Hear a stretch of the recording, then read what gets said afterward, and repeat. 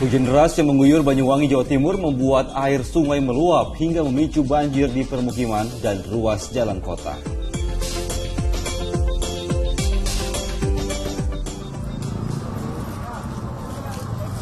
Khawatir adanya potensi gempa susulan, ratusan lebih pasien rumah sakit di Jayapura, Papua terpaksa dirawat di halaman rumah sakit.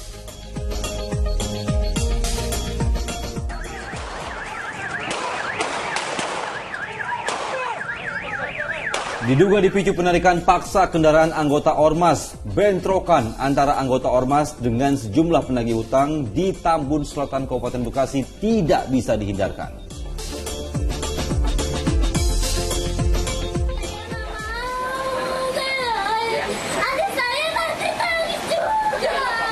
Jerit tangis diiringi razia penyandang masalah kesejahteraan sosial atau PMKS yang menolak dibawa petugas.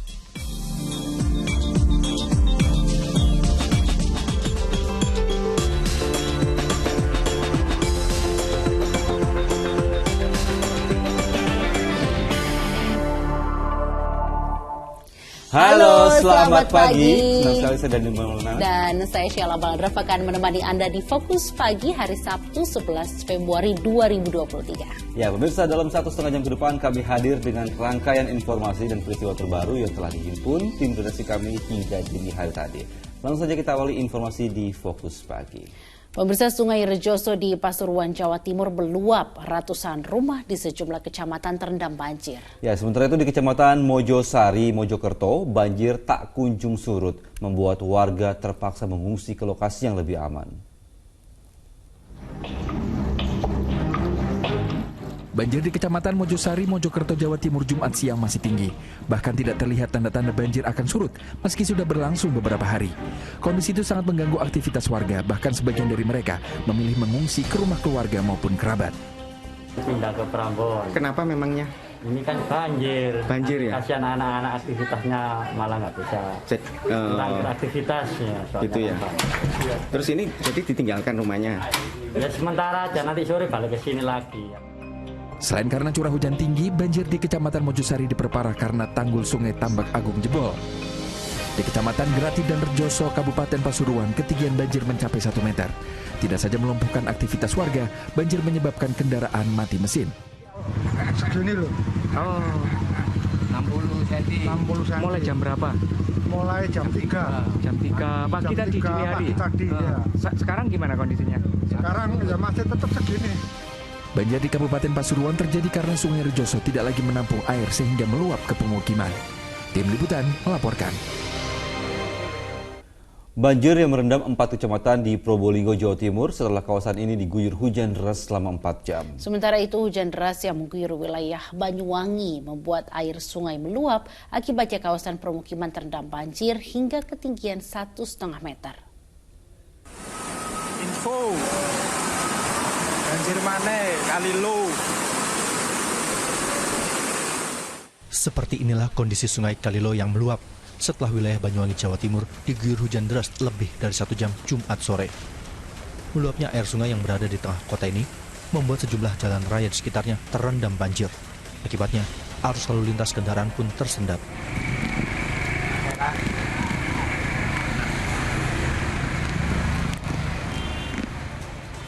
Luapan air sungai juga membuat ratusan rumah di sejumlah kelurahan yang ada di Kecamatan Kota, Kecamatan Kalipuro, dan Kecamatan Glagah Banyuwangi terendam air cukup tinggi. Banjir terparah terjadi di lingkungan Kempon dan lingkungan Lebak yang ada di Kecamatan Kota Banyuwangi.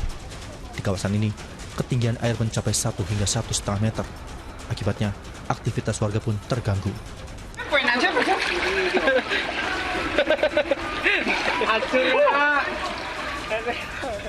Banjir juga turut merendam rel kereta api dan stasiun Ketapang yang berada di Kecamatan Kalipuro. Akibatnya, sejumlah perjalanan kereta api tertunda lebih dari setengah jam. Setelah hujan mereda, banjir yang merendam permukiman mulai surut pada Jumat malam. Warga dibantu petugas gabungan langsung melakukan upaya pembersihan karena rumah mereka dikotori lumpur yang terbawa banjir. Sementara itu, hujan deras yang mengguyur selama hampir 4 jam juga menyebabkan 5 kelurahan di 3 kecamatan di wilayah Probolinggo terendam banjir setinggi 30 cm hingga 1 meter. Banjir terparah terjadi di Kampung Merpati, Kecamatan Mayangan. di mana ratusan rumah warga terendam banjir setinggi 70 cm. Sejumlah anak balita dan warga lansia terpaksa dievakuasi oleh anggota TNI ke tempat yang lebih aman. Ya kalau musim hujan gini memang keadaannya banjir terus. Soalnya sungainya itu tidak muat, memang sungainya itu kan cuma sungai irigasi saluran untuk sawah-sawah asalnya. Dan dari sini, dari kampung-kampung itu semua lari ke sini semua, jadi sini tidak muat, dari semua lahan yang di sini kena banjir semua. Selain 4 kelurahan di 3 kecamatan wilayah kota, banjir juga merendam 2 desa di Kecamatan Tongas wilayah Kabupaten Probolinggo. Sementara itu, BMKG mengeluarkan peringatan dini cuaca ekstrim di sejumlah wilayah dalam 2-3 hari ke depan. BMKG memprediksi terjadinya hujan lebat di sejumlah wilayah seperti Aceh, Sumatera Utara, Jawa Barat, Jawa Tengah, Jawa Timur, Banten, Sulawesi Selatan, Bali, Nusa Tenggara, dan Papua. Sepekan ke depan ya, ini masih cukup dapat terjadi di beberapa wilayah, diantaranya adalah hujan lebat yang dimana dapat disertai kilat petir, angin kencang, terutama yang terjadi pada siang menjelang sore hari, termasuk juga untuk wilayah Jabodetabek. Kemudian angin kencang di wilayah yang terutama di wilayah perairan selatan Jawa hingga Nusa Tenggara, karena kami mengidentifikasi bahwa di wilayah perairan tersebut kondisi angin kencang bisa berdampak pada peningkatan gelombang tinggi. Fenomena alam terjadi diprediksi masih berpotensi terjadi hingga periode pancaroba di bulan Maret dan April. Untuk itu, masyarakat diminta untuk meningkatkan kewaspadaannya. Tim Liputan melaporkan. Ya, di informasi lainnya, pemirsa, ratusan lebih pasien rumah sakit di Jayapura terpaksa dirawat di halaman rumah sakit. Ya, perawatan terpaksa dilakukan di luar gedung rumah sakit mengingat akan adanya potensi gempa susulan. Gempa 5,2 magnitudo yang melanda Jayapura membuat aktivitas pelayanan publik terganggu, salah satunya pada ratusan pasien yang sedang dirawat di RSUD Jayapura. Mereka terpaksa dievakuasi keluar gedung dan dirawat di tenda darurat. Para pasien berharap perawatan dapat segera kembali normal. Mengharapkan secepat mungkin. Untuk kami tidak seperti tinggal di luar begini, harap untuk bisa kembali ke dalam. Lumayan, cukup. Kita diperhatikan dengan baik. Saya lihat makan minum lengkap, tetapi pelayanannya belum kontrol untuk kami, sehingga kami yang lain belum sembuh, yang lain bulan, yang lain masih baring. Karena situasi untuk gempa, mereka juga sebagai manusia dan dokter juga mereka masih belum untuk tempat rawat, sehingga kami sekarang ini bikin game di luar dan kami berawat di luar. Adik, semangat lagi adik. Wah, pintar. Belum tahu hingga kapan pihak rumah sakit akan merawat para pasien, khususnya anak-anak, di halaman depan rumah sakit atau di luar rumah sakit. Namun yang jelas pihak rumah sakit masih menantikan info dari BMKG apakah benar terjadi gempa susulan atau tidak di kota Jayapura. Dan juga mereka berharap bahwa sarana dan juga fasilitas yang diberikan benar-benar lengkap agar mereka bisa melakukan perawatan di luar dan juga menginap di luar rumah sakit dengan aman dan juga nyaman. Sementara itu BMKG menyebut masih ada gempa susulan dengan kekuatan 2,9 hingga 4 magnitudo. Masyarakat diminta untuk waspada dan menghindari bangunan bertingkat. Gempa mengakibatkan 4 orang tewas, sementara pemerintah Kota Jayapura menetapkan status tanggap darurat selama 21 hari usai gempa terjadi pada hari Kamis sore. Ramaditya Domas dan Novisal melaporkan dari Jayapura, Papua. Beralih ke ibu kota, pemirsa, jembatan di Kramat Jati, Jakarta Timur amblas diduga akibat tergerus arus sungai. Sementara itu di Boyolali, Jawa Tengah, jalan utama penghubung kecamatan longsor setelah diguyur hujan deras. Jembatan yang berada di Jalan Mukri Batu Ampar, Kramat Jati, Jakarta Timur ambles akibat tergerus arus sungai yang meluap. Jembatan ini merupakan akses penghubung menuju ke Jalan Raya Bogor, Kramat Jati. Warga mengatakan jembatan ambles usai terjadinya hujan deras sejak Jumat sore. Saya lagi jalan tuh, kalau dalam ya orang lagi sepi sih ya, ini juga nggak ada macet-macetan biasanya kalau orang motor. Pas saya dengar ada suara bus, saya pikir saya motor atau jatuh. Pas saya lihat gini, itu jembatan udah ambles ke bawah. Kurang tahu kronologisnya kenapa, saya kurang tahu juga. Tapi ini jembatan ini memang jadi apa namanya jalan tikus sebagai alternatif begitu ya? Alternatif untuk orang para pekerja yang kalau macet, jalan raya macet kan pada lewat sini. Sementara itu, angin puting beliung menumbangkan pemancar radio di Garut, Jawa Barat. Kencangnya tiupan angin disertai hujan juga mengakibatkan sejumlah rumah warga rusak. Kerusakan parah terjadi di studio radio swasta di Desa Tanjung Jaya, Banjarwangi, Garut, usai ditimpa antena radio yang tumbang terkena angin puting beliung. Beruntung tidak ada korban dari kejadian ini. Selain studio radio, puting beliung juga membuat atap rumah warga mengalami kerusakan. Kerugian ditaksir mencapai 80 juta rupiah. BMKG telah mengeluarkan peringatan cuaca ekstrim dalam 3 hari ke depan di sejumlah wilayah di tanah air. Ya, ini masih cukup dapat terjadi di beberapa wilayah, diantaranya adalah hujan lebat yang dimana dapat disertai kilat petir angin kencang, terutama yang terjadi pada siang menjelang sore hari, termasuk juga untuk wilayah Jabodetabek.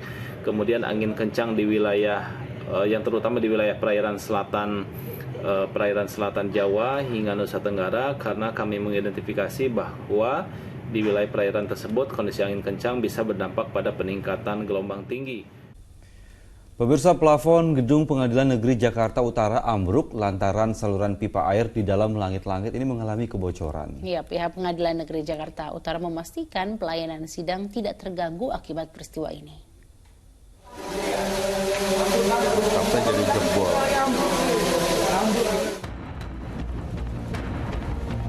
Pegawai dan pengunjung Pengadilan Jakarta Utara di Jalan Danau Sunter Barat, Sunter Agung, Jakarta Utara panik sesaat setelah plafon gedung ini ambruk Kamis petang kemarin. Ambruknya plafon yang berada di lantai basement, tepat di ruang tunggu depan masjid itu, akibat adanya kebocoran pipa air bersih yang berada di langit-langit.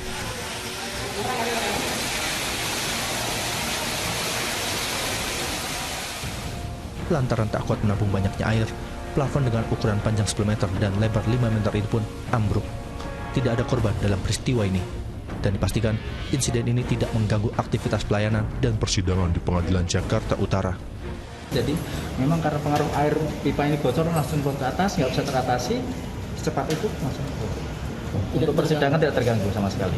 Ya. Pak, ini kalau di sini bagian gedung apa sih Pak? Ini Pak, ini apa parkiran atau musola? Ini basement kebetulan ruang bawah ini digunakan untuk musola.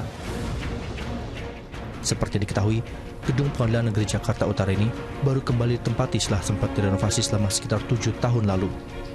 Pengadilan Negeri Jakarta Utara baru diresmikan pasca renovasi pada 20 Januari 2023 dan baru digunakan kembali untuk persidangan pada 30 Januari 2023. Arfa Supandi melaporkan dari Jakarta. Pemirsa, jalan penghubung antar kecamatan di Boyolali, Jawa Tengah longsor usai diguyur hujan deras. Sementara itu, tebing setinggi 10 meter di Jember, Jawa Timur longsor hingga menyebabkan badan jalan ambles. Seperti inilah kondisi tanah longsor yang terjadi di Desa Suger Kidul, Jember. Longsoran setinggi 10 meter memicu amblesnya badan jalan. Akibat longsor, jalan utama penghubung desa tidak bisa dilewati. Warga pun harus menggunakan jalur alternatif yang berjarak 15 km.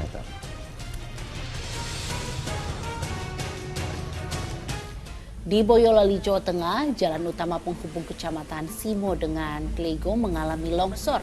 Kedalaman longsor mencapai 10 meter. Jalan utama yang mengalami longsor ditutup, warga terpaksa lewat rute yang lebih jauh 5 km. Diduga longsor akibat tekanan air tinggi dari bukit usai diguyur hujan deras.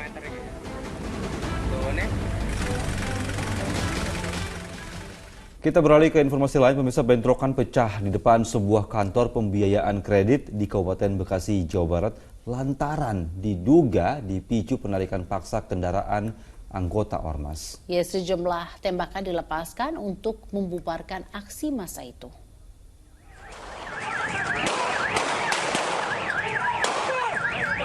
Polisi melepaskan sejumlah tembakan peringatan saat membubarkan bentrokan antara anggota sebuah ormas dengan sejumlah penagih utang di depan kantor pembiayaan kredit kendaraan di Jalan Sultan Hasanuddin, Taman Selatan, Kabupaten Bekasi, Jawa Barat, Jumat siang. Mereka melempari lawannya menggunakan batu dan kayu. Sejumlah kendaraan yang parkir juga tak luput dari sasaran aksi massa.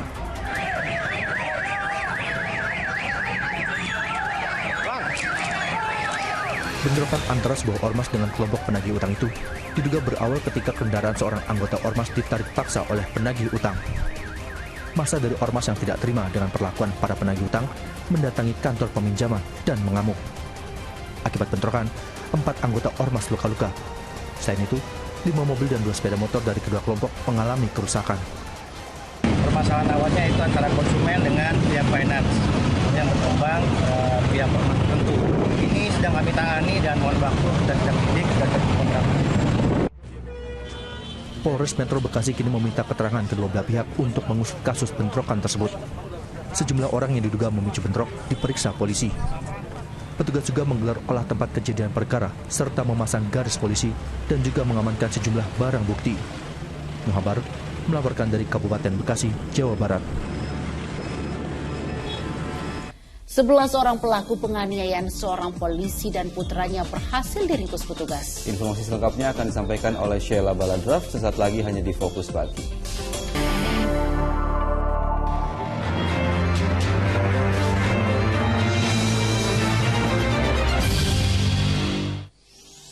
Ya, Anda kembali di Fokus Pagi bersama dengan saya Sheila Baladraf.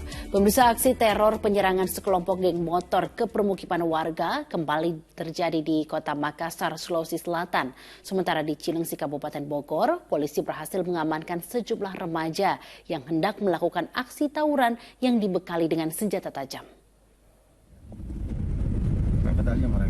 Tim patroli unit Reskrim Polsek Cilengsi menggelar patroli di sejumlah lokasi guna mencegah terjadinya tawuran pelajar. Bahkan, pada Jumat malam, petugas membuntuti beberapa remaja yang diduga hendak bentrok. Benar saja, saat diperiksa, petugas menemukan senjata tajam jenis celurit berukuran panjang yang diduga akan digunakan untuk tawuran. Apabila ada anak-anak yang terkena kegiatan patroli tersebut atau yang diduga akan tawuran, segera kami amankan di polsek untuk kemudian diproses lebih lanjut. Sementara di Kota Makassar, teror penyerangan sekelompok geng motor ke permukiman terekam kamera pengawas warga. Kelompok yang berjumlah belasan orang ini mengancam warga menggunakan anak panah.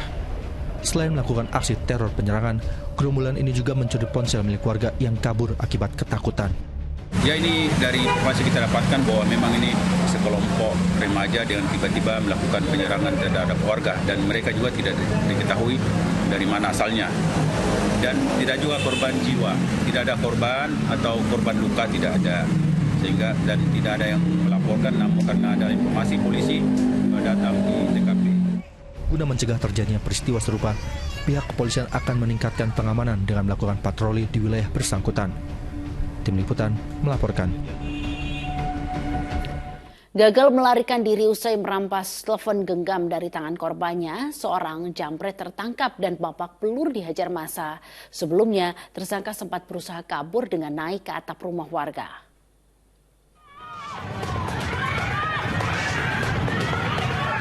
Kegaduhan terjadi di Jalan Karya Pelita Pasar 10 Percut Seituan Deli Serdang, Sumatera Utara saat warga berusaha menangkap seorang jambret yang melarikan diri ke atas atap rumah warga. Kejadian berawal saat korban penjambretan berteriak meminta pertolongan warga. Tersangka yang sebelumnya ingin melarikan diri dengan mengendarai sepeda motor terpaksa kabur dari kejaran massa dengan berlari karena rantai sepeda motornya putus. Habis akal untuk kabur, ia pun akhirnya memanjat atap rumah warga hingga terjebak dan tidak bisa meloloskan diri. Hasilnya, jambret telepon genggam ini pun babak belur dihajar massa yang geram dengan perbuatannya. Dia lari, ya mungkin masyarakat teriak lah ya. Bapaknya keretanya katanya rantainya lepas. Dan dia lari balik ke naik ini. Pelaku beserta barang bukti diamankan di Mapolsek Percut Seituan untuk pemeriksaan lebih lanjut. Muhammad Hamdani melaporkan dari Deli Serdang, Sumatera Utara. Ya, diduga mengedarkan narkotika di kalangan pelajar, 4 pemuda di Mataram, Nusa Tenggara Barat ditangkap polisi. Dari tangan para tersangka, polisi menyita sejumlah paket sabu-sabu. Penangkapan oleh Satuan Narkoba Polresta Mataram ini terjadi di Kelurahan Bertai, Sandubaya, Nusa Tenggara Barat, Kamis malam. Saat itu salah satu tersangka menembakkan senapan angin untuk menakut-nakuti polisi. Selama ini para tersangka disinyalir menjual sabu-sabu kepada pelajar di Mataram. Para tersangka juga sering menggunakan sabu-sabu. Pada saat penggerebekan yang bersangkutan beralasan nembak burung ya. Pada saat digerebek sempat meletus senjata senjata angin, apa istilahnya? Senapan angin sempat meletus ya. Untung tidak mengena kepada petugas kami dalam. Dari tangan para tersangka, polisi menyita beberapa paket sabu-sabu seberat 9,2 gram. Keempatnya telah mendekam di sel tahanan Mapolresta Mataram dan terancam hukuman 7 tahun penjara. Riyadi Sulhi melaporkan dari Mataram, Nusa Tenggara Barat. Pemirsa, 6 orang pelaku kejahatan jalanan yang dikenal dengan aksi kelitih di kawasan titik 0 km Yogyakarta berhasil dibekuk. Diduga aksi kelitih itu mereka lakukan karena tersinggung dengan kelompok korban yang berkendara ugal-ugalan.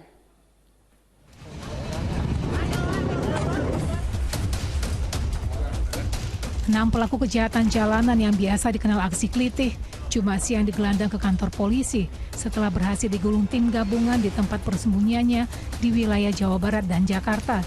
Saat diperiksa polisi, mereka mengaku nekat melakukan aksi kelitih karena tersinggung kelompok korban yang berkendara motor secara ugal-ugalan. Para pelaku lalu menganiaya korban hingga seorang terluka di bagian punggung.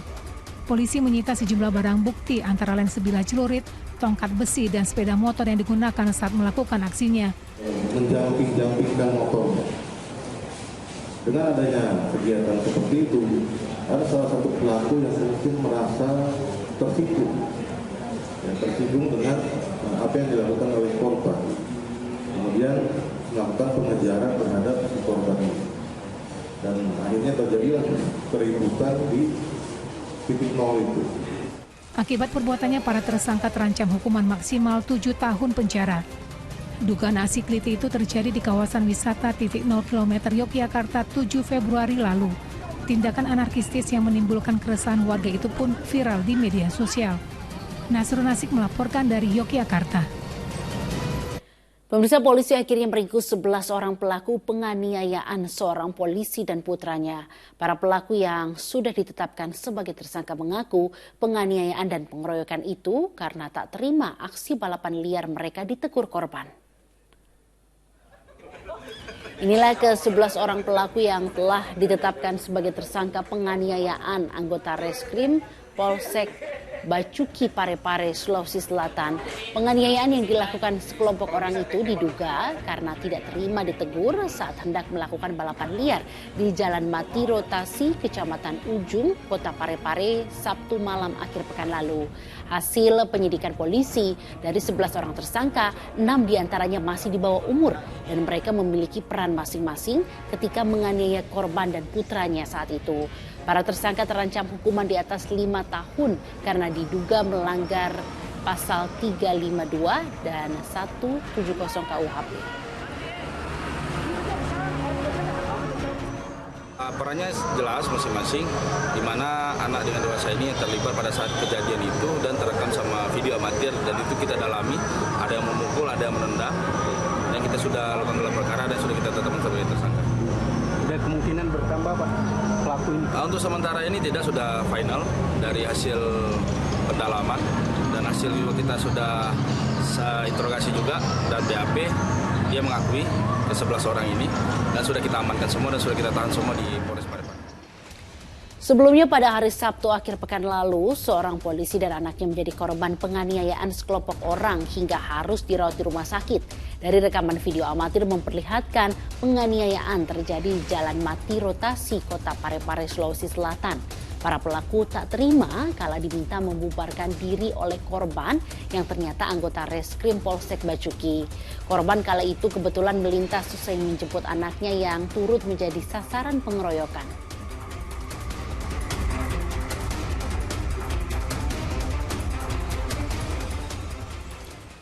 Beralih ke ibu kota, pemirsa, sesosok mayat pria yang berprofesi sebagai pengacara membusuk di dalam kamar indekos di Tanjung Duren, Jakarta Barat. Belum diketahui pasti penyebab kematian korban. Petugas langsung mengidentifikasi jasad MF 34 tahun warga Cimahi, Jawa Barat di sebuah kamar indekos di kawasan Tanjung Duren, Jakarta Barat Jumat siang. Kejadiannya bermula saat penjaga kos curiga karena mencium aroma tak sedap dari kamar korban. Penjaga kos pun langsung menghubungi polisi untuk memeriksa kamar korban. Setelah dicek, ternyata pria yang berprofesi sebagai pengacara ini sudah menjadi mayat. Dugaan sementara korban meninggal dunia sejak sepekan lalu.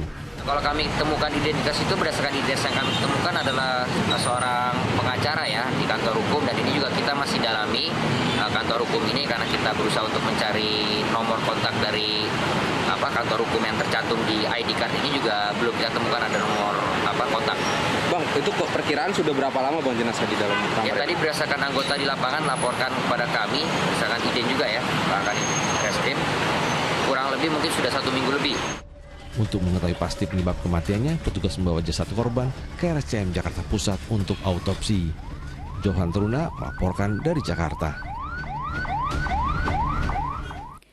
Penemuan jenazah pria dengan luka tusuk di kebun singkong di Sumedang, Jawa Barat menggegerkan warga. Selain kondisinya bersimbah darah, tangan pria itu masih menggenggam sebilah pisau.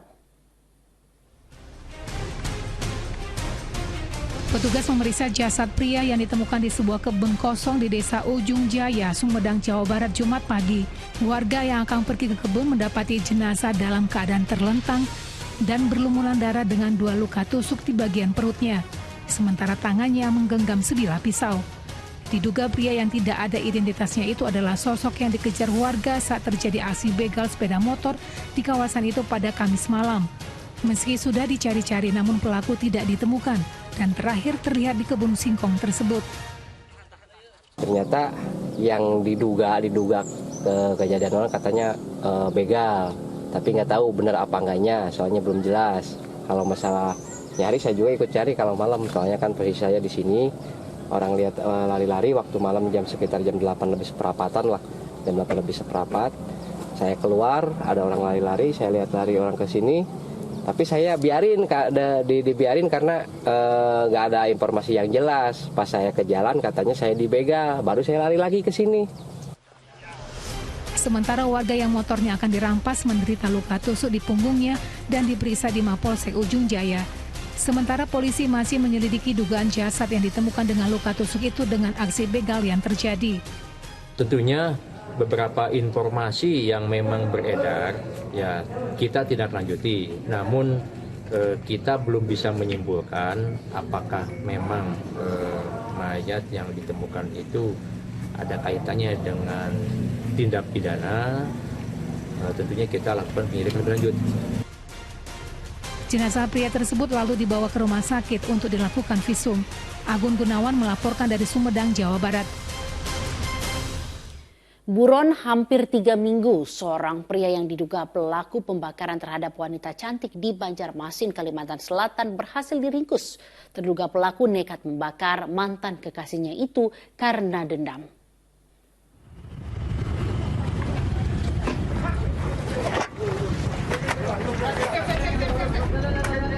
Pria bernama Untung ini tak berkutik saat disergap aparat ketika sedang nongkrong di sebuah warung di Jalan Gubernur Subarjo, Basiri, Banjarmasin Selatan.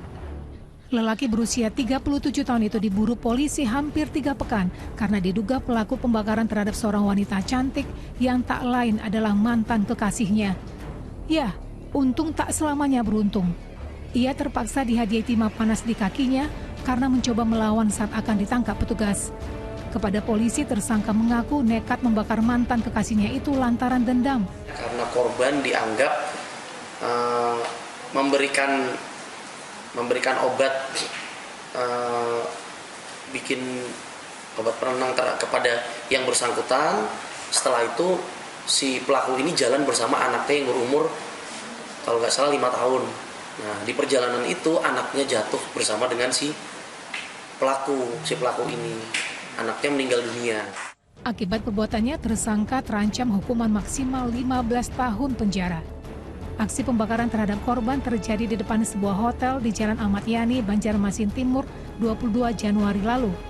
Akibat ulah pelaku, wanita berusia 27 tahun itu menderita luka bakar serius di bagian wajah, leher, dan tangan. Muhammad Lutfi Darlan melaporkan dari Banjarmasin, Kalimantan Selatan. Ya, beralih ke ibu kota pemirsa, jelang Ramadan, petugas gabungan menggalakkan razia penyandang masalah kesejahteraan sosial atau PMKS. Sejumlah PMKS nekat kabur dan bersembunyi di bawah kolong meja hingga menangis histeris.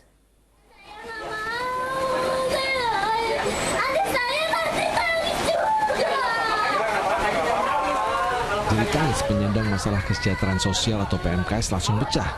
Petugas mendapati mereka sembunyi di bawah kolong meja sebuah pos keamanan toko di kawasan Penjaringan, Jakarta Utara. Petugas berupaya mengamankan perempuan bersama seorang anak ini, kendati mereka menolaknya.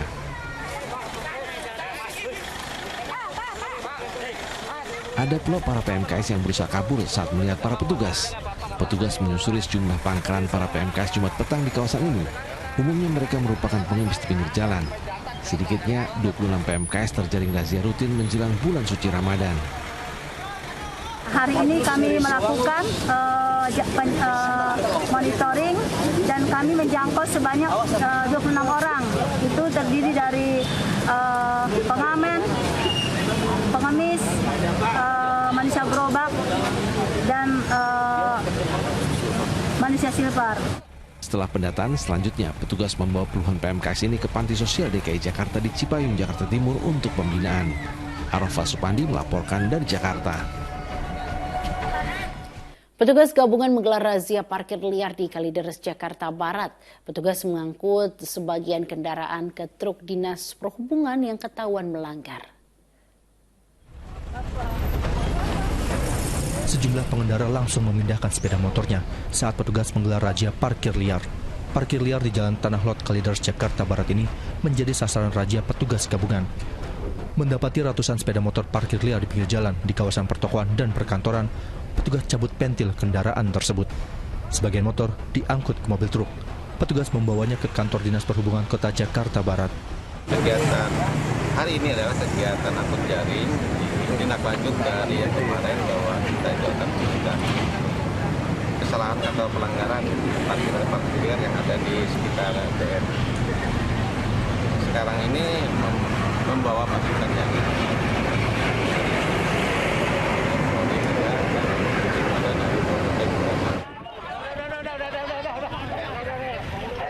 Sebelumnya, razia parkir liar di kawasan ini sempat menimbulkan jagat maya lantaran beberapa juru parkir melawan petugas. Johan Daruna melaporkan dari Jakarta. Ya, di informasi lainnya pemirsa, 5 kendaraan yang tengah melaju di jalur poros Pantura Lamongan, Jawa Timur terlibat kecelakaan beruntun. Seorang sopir menderita luka berat akibat peristiwa itu.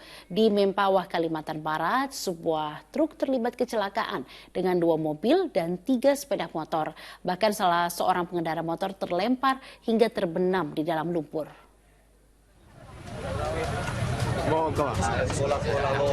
Evakuasi wanita pengendara motor dari kubangan lumpur ini cukup dramatis. Sebagian tubuhnya terbenam dalam lumpur, menyulitkan proses evakuasi.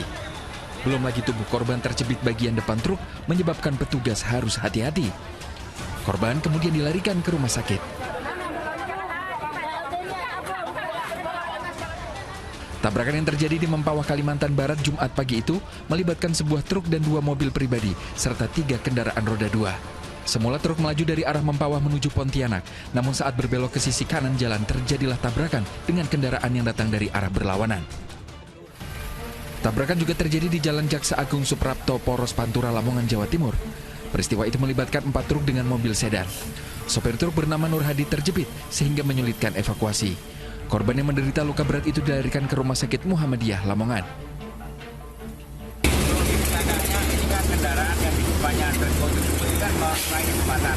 Karena apa? Ada perkataan yang kena tiba-tiba ada benturan keras dari kendaraan tersebut yang paling belakang membentur kendaraan di depannya. Tabrakan diduga karena sopir truk box kurang hati-hati sehingga menabrak truk yang berhenti di depannya. Tim Liputan melaporkan. Petugas Bea Cukai Kudus, Jawa Tengah terlibat aksi kejar-kejaran dengan sebuah mobil yang diduga membawa rokok ilegal. Laju mobil yang diduga pengangkut rokok ilegal itu terhenti setelah terperosok ke dalam parit. Minggir, petugas, gir. Betul. Masuk. Ayo. Minibus berwarna hitam ini langsung tancap gas saat petugas Bea Cukai Kudus berusaha menghentikannya di Jalan Raya Demak, Semarang. Diduga mobil itu membawa rokok ilegal dari Jepara. Aksi kejar-kejar ini pun berlangsung lama hingga akhirnya minibus yang diduga membawa rokok ilegal terperosok dalam parit di desa Tunggul Pandean, Jepara. Sang pengemudi dan rekannya berhasil kabur sesaat setelah mobilnya terperosok. Puluhan ribu batang rokok ilegal berbagai merek pun berhasil diamankan petugas. Batang rokoknya ada 52.000 batang. Jadi kalau dihitung nilai barangnya itu bisa 65.260.000. Kemudian kalau dilihat potensi kerugian negaranya ada 44.727.540. Di tahun 2023, Bea Cukai Kudus sudah 13 kali menindak pelaku rokok ilegal. Petugas mengimbau masyarakat tidak membeli, menjual, maupun mendistribusikan rokok ilegal karena bisa dikenai sanksi pidana. Arif Nur melaporkan dari Kudus, Jawa Tengah. Pasangan suami istri yang tertimbun puing-puing sebuah bangunan yang hancur akibat gempa bumi di kota Iskenderun, Turki berhasil diselamatkan. Informasi lengkapnya sesaat lagi bersama dengan rekan saya Dani Maulana di Fokus Pagi.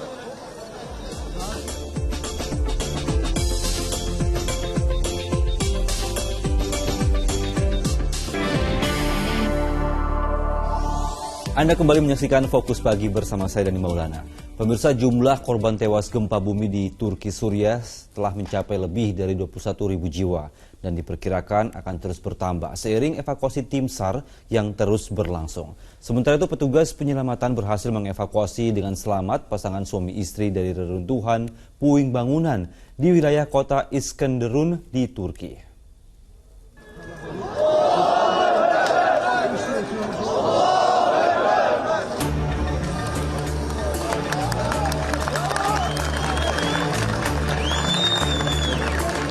Seperti inilah luapan kegembiraan petugas penyelamatan dan relawan saat mengevakuasi pasangan suami istri yang selamat dari puing-puing sebuah bangunan yang hancur akibat gempa bumi dahsyat di kota Iskenderun, Turki.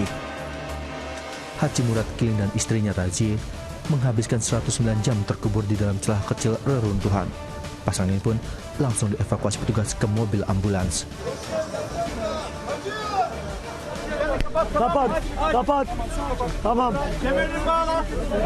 Sementara itu, petugas gabungan berhasil menyelamatkan seorang anak berusia 10 tahun di distrik Antakya, Provinsi Hatay, 90 jam setelah gempa terjadi. Petugas terpaksa mengamputasi lengan bocah itu untuk membebaskannya dari puing-puing bangunan, karena bila memindahkan balok yang menghancurkan lengannya akan semakin membahayakan.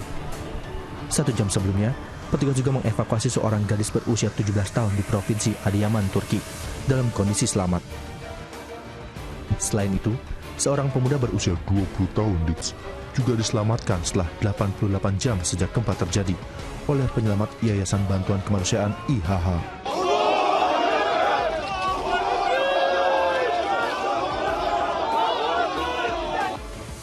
Pasca gempa dengan magnitudo 7,8 yang mengguncang Turki, ratusan tenda didirikan di Stadion 12 di kota Kahramanmaraş, Turki. Lapangan yang berada di sebelah utara Gaziantep ini diubah menjadi lokasi pengungsian bagi warga terdampak gempa. Organisasi lokal, internasional, dan pemerintah Turki telah membagikan makanan hangat, tenda, dan selimut. Warga pun mengungkapkan detik-detik saat gempa dahsyat itu terjadi. Yıkılma anında benim oğlan çekti. Yıkılma anında ev üstümüze yani nasıl diyeyim böyle çöktü, duvarlar hep çadır böyle yarık oldu yani. O anda ben hatırlayacak halim kalmadı. Enkazda olduğum için en son ben çıktım abi. Hepsi bu kadar yani. Yaşadığım an çok kötü. Sebelumnya, Polri, Basarnas, dan Kementerian Luar Negeri Indonesia mengirimkan bantuan dalam rangka misi kemanusiaan untuk korban gempa Turki dan Suriah. Bantuan ini sebagai wujud solidaritas internasional Indonesia untuk kemanusiaan. Sementara itu, ratusan jemaah salat Jumat di Masjid Istiqlal, Jakarta menggelar salat gaib untuk korban gempa bumi di Turki dan juga di Suriah. Ratusan jemaah Masjid Istiqlal langsung menggelar salat gaib selepas salat Jumat berjamaah. Dipimpin langsung Imam Besar Masjid Istiqlal, Nasaruddin Umar. Para jemaah termasuk Menko Polhukam Mahfud MD menunaikan salat gaib untuk korban gempa bumi di Suriah dan juga di Turki.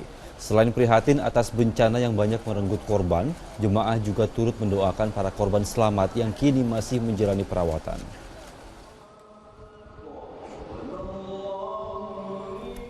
Di informasi lainnya, upaya evakuasi warga dari teror kelompok kriminal bersenjata terus dilakukan. Pada Jumat pagi, puluhan warga distrik Paro dievakuasi menggunakan helikopter saat menyelamatkan diri ke wilayah pegunungan.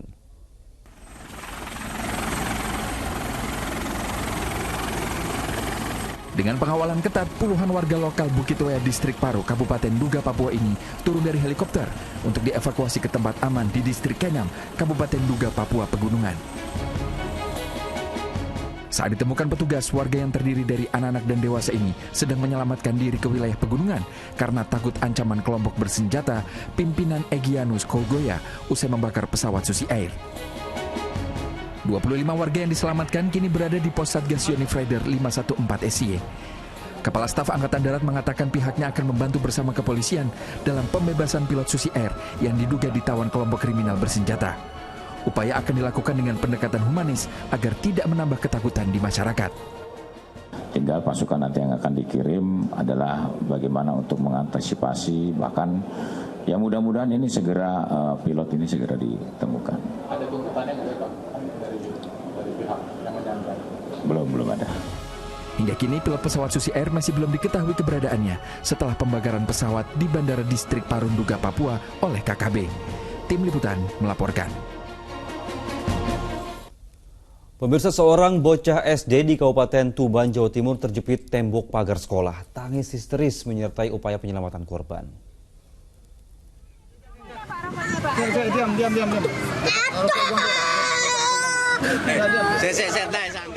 Jerit tangis mengiringi upaya penyelamatan seorang bocah yang terjepit di antara tembok pagar sekolah. Kejadian yang terekam video amatir ini pun mengundang keramaian warga di Jalan Basuki Rahmat, Kabupaten Tuban, Jawa Timur. Awalnya sejumlah siswa kelas 1 SD ikut orang tuanya kerja bakti. Agar anak-anak tidak keluar jalan raya, petugas keamanan pun menutup pintu gerbang. Korban diduga berusaha keluar melewati celah tembok pagar. Bukannya berhasil keluar, korban malah tersangkut di antara celah tembok. Ibu-ibu sama anak-anak kerja bakti. Nah, ibunya itu ajak anaknya. Saya tutup pintunya ini, saya pulang istirahat. Kemudian ada cerita dari grup, kok ada anak kecepit. Dia berusaha keluar gitu Pak? Ya keluar, akhirnya ditolong sama teman-teman penjaga sekolah, sama orang lain. Keluarkan dari belakang ke selatan. Kini korban sudah kembali masuk sekolah.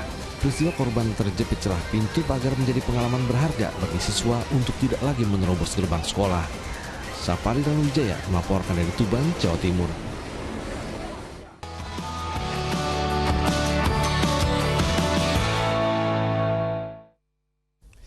Pemirsa, Satgas Pangan Polda Banten berhasil mengungkap praktik pengemasan ulang dan pengoplosan beras Bulog hingga menyerupai beras dengan kualitas premium di Serang, Banten. Sebanyak 350 ton beras kualitas premium palsu disita petugas. Penyidik dari tim Ditreskrimsus Polda Banten berhasil meringkus 7 orang tersangka yang melakukan pengemasan ulang beras Bulog yang dioplos dengan beras impor hingga menyerupai beras dengan kualitas premium. Dari 5 tempat penggeledahan yang berbeda, polisi menemukan beras Bulog yang diduga hendak dikemas ulang, mesin yang digunakan untuk membersihkan beras Bulog agar terlihat lebih bersih, hingga beras yang telah dikemas ulang menggunakan karung dengan merek beras premium. Beberapa daerah Pak ya di Banten Pak ya? Betul, ada 5 tempat. Jadi mulai dari Lebak, kemudian ada Pandeglang, ada Cilegon, ada Serang Kabupaten, dan Serang Kota. 350 ton beras Bulog oplosan baik yang telah dikemas maupun yang belum, 8.000 karung bekas beras Bulog, hingga 10.000 karung beras premium berbagai merek pun disita petugas. Direktur Utama Perum Bulog menegaskan bahwa beras yang dioplos dengan beras impor adalah beras Bulog seperti yang ada pada operasi pasar. Ini adalah beras dari Bulog dalam kegiatan operasi pasar.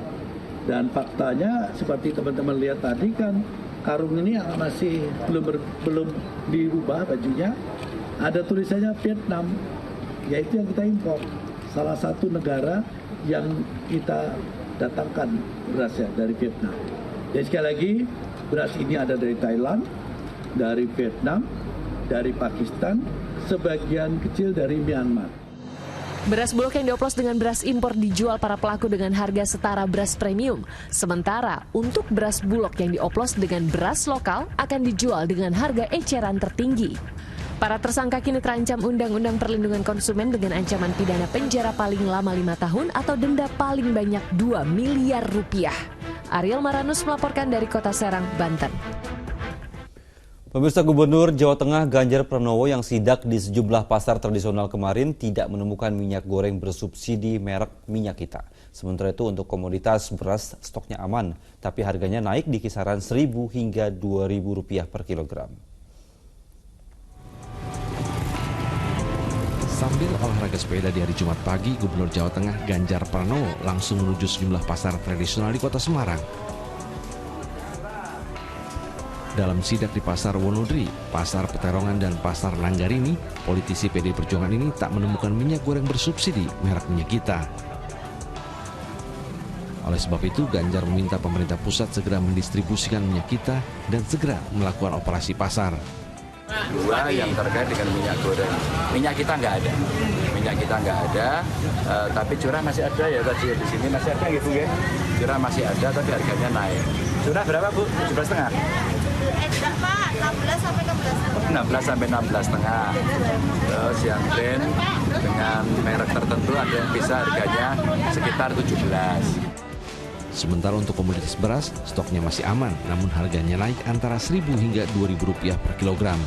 Ali Mustafirin melaporkan dari Semarang, Jawa Tengah.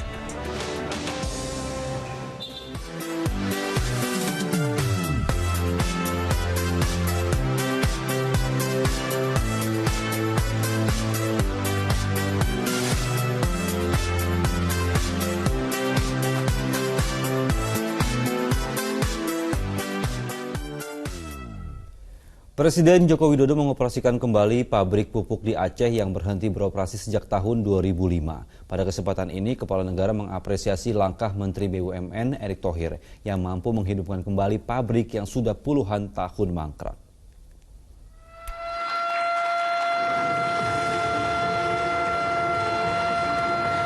Presiden Joko Widodo meresmikan pabrik NPK di kawasan ekonomi khusus Arun Lok Sumawe, Aceh. Pabrik ini memiliki kapasitas produksi 500.000 ton per tahun. Jumlah itu akan menambah total produksi pupuk nitrogen, fosfor, dan kalium atau NPK milik Grup Pupuk Indonesia menjadi 3,7 juta ton per tahun.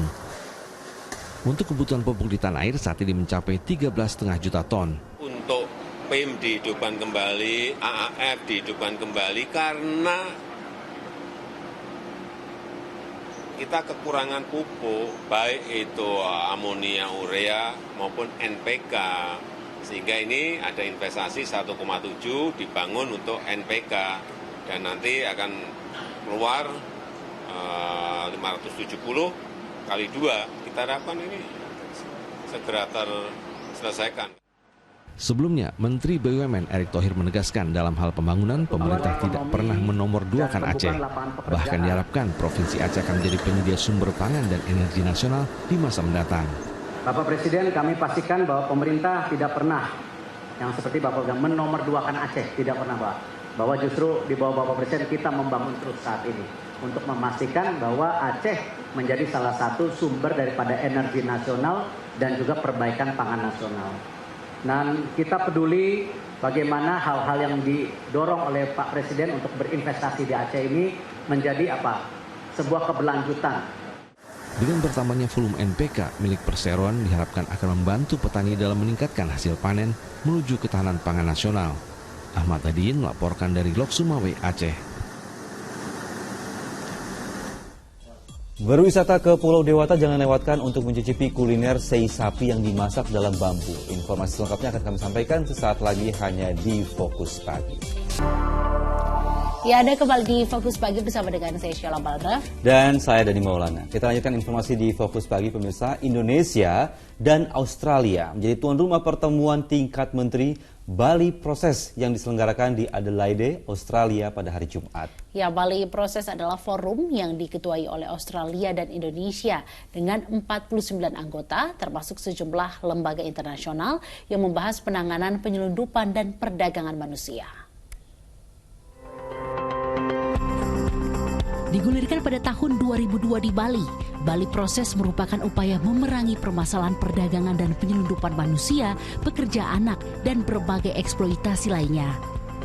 Kini 20 tahun berselang, inisiatif ini menghadapi berbagai tantangan yang semakin kompleks seiring pesatnya digitalisasi pasca pandemi. Indeed, since the pandemic, traffickers increasingly resorted to technology and to conceal their illicit transaction or target or exploit their victim, of course, including using the social media. And in 2022, my government handled 1,262 trafficking cases of Indonesia who had fallen victims to this scheme. And the number increased significantly, around 700% from the previous year. Diperlukan tidak hanya komitmen antar berbagai sektor dan negara terkait, namun juga langkah konkret untuk mengatasi permasalahan eksploitasi manusia yang kian kompleks.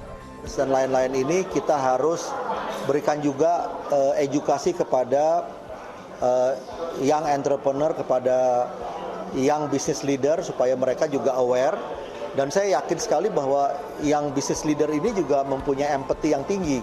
Sebagai tindak lanjut akan dibuat forum di Bali untuk young business leader dan technopreneur agar lebih memahami penyalahgunaan teknologi dan penipuan online terkait perdagangan manusia.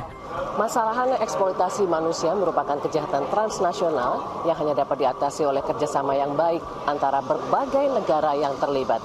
Inisiatif Bali Proses sendiri merupakan sebuah proses yang panjang yang digagas oleh pemerintah Indonesia dan Australia yang didukung oleh sektor bisnis untuk terus menciptakan berbagai kesepakatan konkret yang akan disempurnakan dari waktu ke waktu. Dari Adelaide, Australia, Retno Pinasti melaporkan. Rintis kerjasama jelang Pilpres 2024, Ketua Umum Partai Golkar Erlangga Hartanto bertemu dengan Ketua Umum DPP Partai Kebangkitan Bangsa Muhaimin Iskandar. Berbagai masalah dibahas dalam pertemuan tersebut, salah satunya adalah terkait koalisi parpol pada Pilpres 2024 mendatang.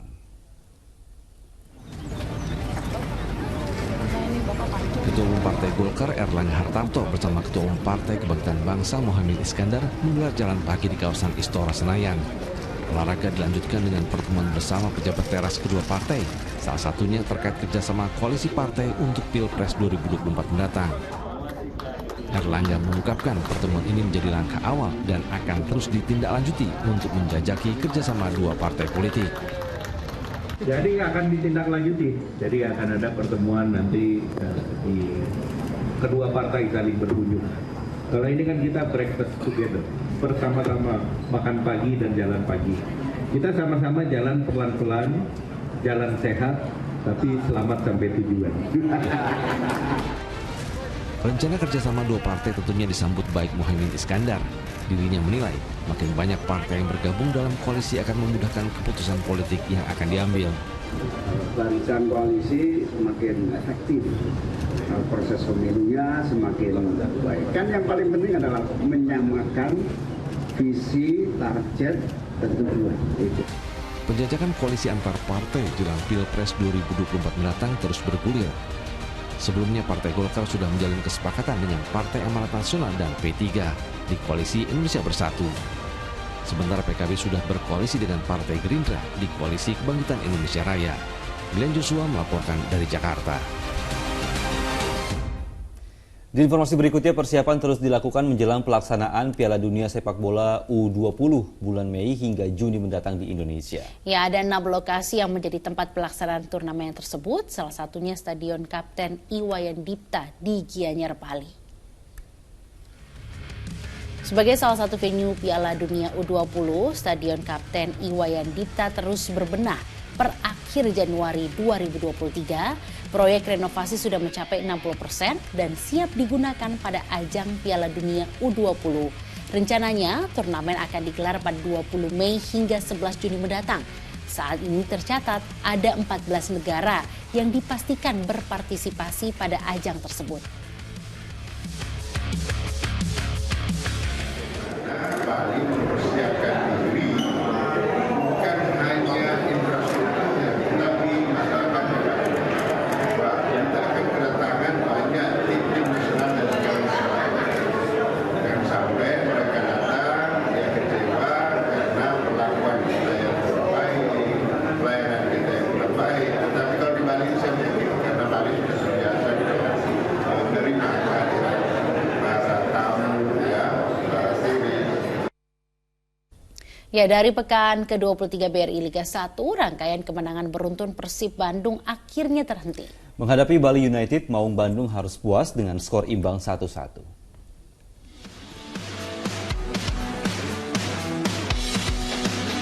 Pekan ke-23 BRI Liga 1 menyajikan partai sengit antara Bali United kontra Persib Bandung di Stadion Mangguwa Harjo, Sleman, Yogyakarta pada Jumat sore. Di menit ketiga, Bali United langsung mengancam lewat tendangan bebas Yabes Roni. Maung Bandung kemudian lebih menguasai permainan. Di menit ke-44, penyerang Persib David Da Silva mendapat peluang setelah menerima bola yang ditepis kiper Nadio Argawinata. Namun mantan pemain Persibaya itu belum mampu mencetak gol. Serdadu Tridatu berhasil unggul di menit ke-79. Melalui serangan balik cepat Rifat Barga menyeploskan gol lewat tendangan dari luar kotak penalti. Namun keunggulan pasukan Stefano Kugura hanya bertahan 9 menit. Penyerang Persib David Da Silva yang menerima sodoran dari Ricky Kambuaya sukses mencetak gol penyama kedudukan. Skor imbang 1-1 menutup laga seru ini. Hasil ini membuat Persib gagal mengkudeta PSM Makassar dari puncak klasmen. Sedangkan Bali United tetap di peringkat ke-6.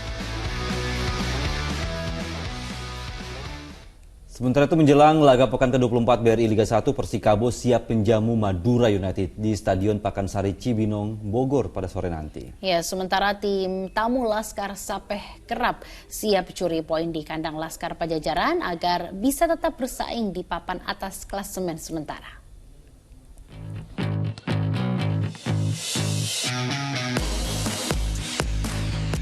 Madura United bertekad mengakhiri hasil buruk yang diraih saat bertanding ke markas Persikabo. Tim asuhan Fabio bertekad meraih kemenangan agar bisa bersaing di papan atas klasmen. Kemenangan juga akan kembali meningkatkan motivasi bertanding pemain. Sementara itu menghadapi Madura United, Laskar Pajajaran juga siap memberikan kejutan. Apalagi mereka akan bermain di kandang, sehingga mereka bertekad melewati 11 laga tanpa kemenangan.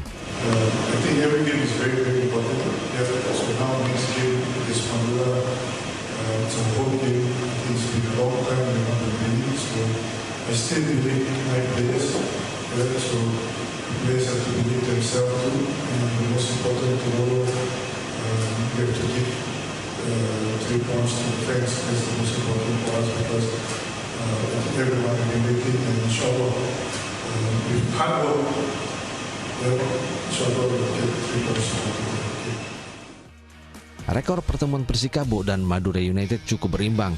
Ajang ini akan menjadi ajang balas dendam tuan rumah karena pada putaran pertama lalu Madura United menang dengan skor 2-1. Asep Solihin melaporkan dari Kabupaten Bogor, Jawa Barat. Ya, berwisata ke Bali jangan lewatkan untuk mencicipi kuliner sei sapi yang dimasak dalam bambu dan dibakar selama 1 jam di atas arang. Selain aromanya yang begitu khas, sei sapi ini dibakar bersamaan dengan sayur pendamping yang juga sudah dibumbui. Wah, semakin nikmat rasanya ya. Ya, kita simak liputannya.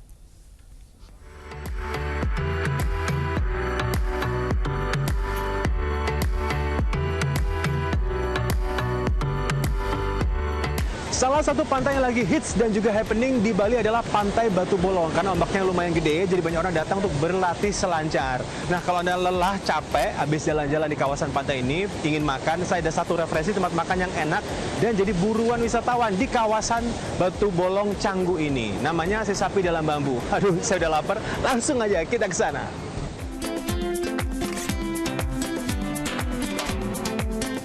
Ini dia warung makan yang jadi incaran pengunjung saat berwisata ke kawasan Batu Bolong Canggu, Bali.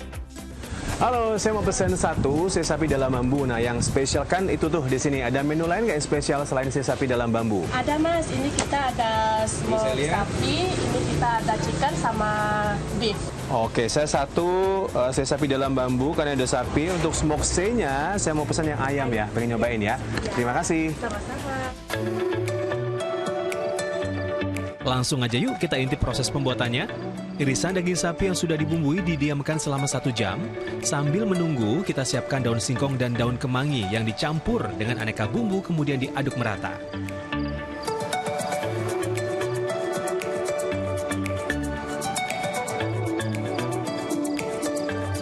Nah, setelah itu, baru deh daging sei sapi dimasukkan ke dalam bambu bersamaan dengan daun singkong dan daun kemangi, lalu dibakar di atas arang selama 1 jam, agar bumbunya meresap ke dalam daging. Wah, lama juga ya.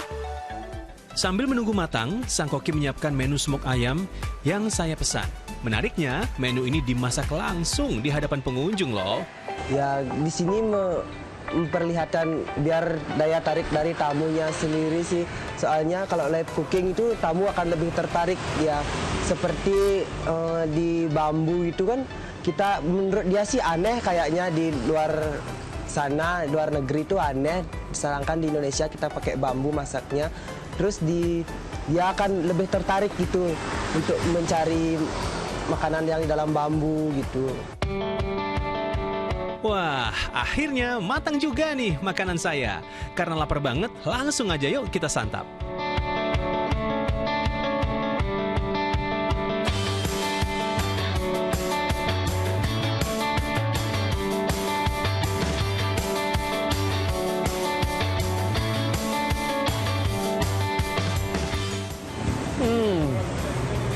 Nikmat banget. Ini sapinya dagingnya empuk. Kemudian karena dibakarnya 1 jam, ini bumbunya meresap ke dalam dan berasa bambu serta campuran dari daun singkong sama kemanginya ini, aduh malah bikin mantap. Plus sambal matah dengan kecap. Ini sih luar biasa sih. Jadinya gurih, asin, manis, semuanya bercampur jadi satu. Dan ditambah ini es kelapa. Aduh mantap. Makan lagi. Untuk seporsi sapi dalam bambu, kita cukup merogoh kantong Rp75.000, lengkap dengan nasi dan sambalnya. Sementara untuk semok ayam, cukup membayar Rp60.000 saja. Zulfikar Nagi, Joni Suryadi melaporkan dari Canggu, Bali. Ya pemirsa, usai sudah Fokus Pagi hari ini, dan setelah Fokus Pagi jangan lewatkan untuk menyaksikan program Panggilan. Ya, mewakili tim redaksi dan kerabat kerja yang bertugas, saya Sheila Baladraf. Dan saya Dani Maulana pamit undur diri. Selamat pagi, selamat berakhir pekan, jaga kesehatan selalu, dan sampai jumpa.